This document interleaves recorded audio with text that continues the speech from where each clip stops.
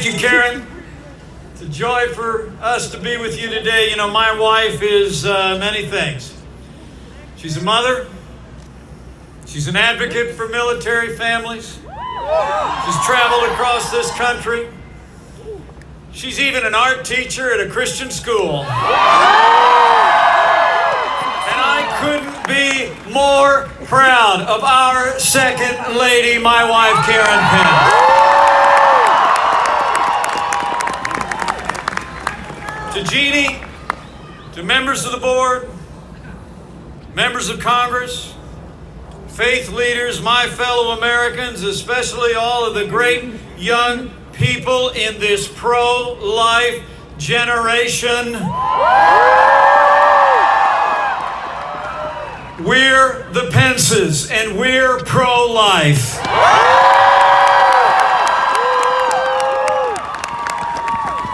And we're proud to welcome you back to our nation's capital. Grateful that you made the long journey here to the largest pro-life gathering in the United States of America, the 46th Annual March for Life. Thank you so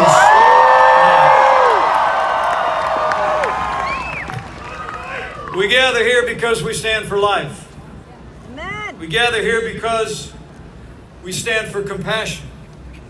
And we gather here because we believe, as our founders did, that we are, all of us, born and unborn, endowed by our Creator with certain unalienable rights, and first among these rights is the right to life.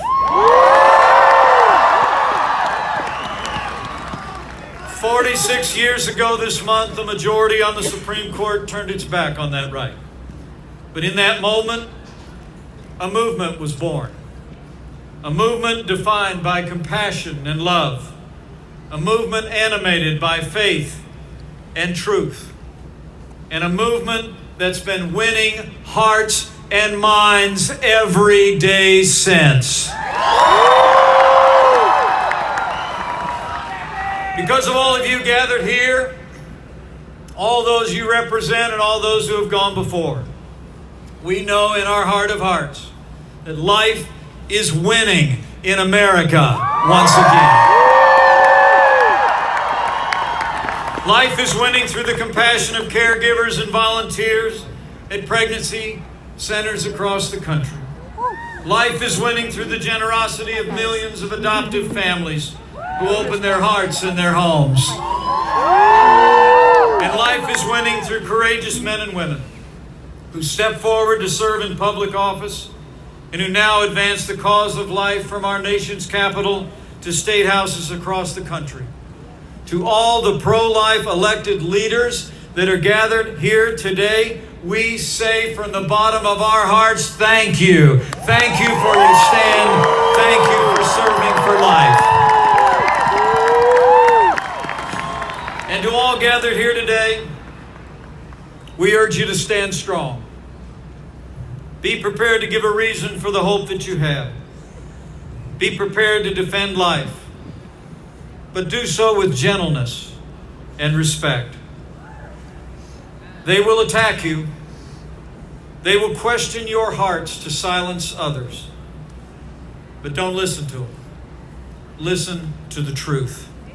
And know that He who said, "Before I formed you in the womb, I knew you," also said, "I will never leave you or forsake you," as you stand for His creation, as you stand for the right to life. And as you stand, we're here to tell you that you can be confident you do not stand alone. You are joined by tens of millions across this nation, and know that you have an unwavering ally in this Vice President, in our family, and you have a champion in the President of the United States of America, President Donald Trump.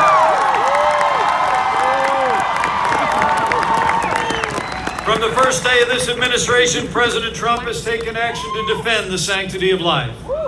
Our president reinstituted the Mexico City policy, so now no American foreign aid flows to organizations that support or promote abortion around the world.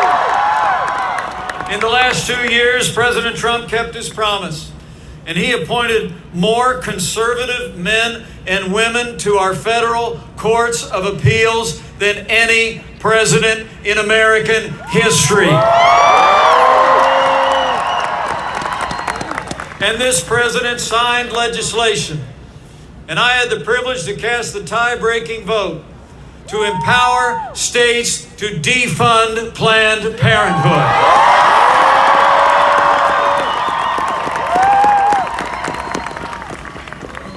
The truth is, President Donald Trump is the most pro-life president in American history.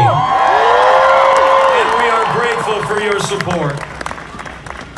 From the White House to your house, life is winning in America once again. But we gather here today because we know we still have much work to do. So we urge you to stand strong. Stand with that love and compassion as you stand for life. And know that we will stand with you until that great day comes where we restore the sanctity of life to the center of American law. But you just don't have to take our word for it. You know, it's an honor to address you here at this annual March for Life. But it's our high honor and distinct privilege to introduce to you the 45th President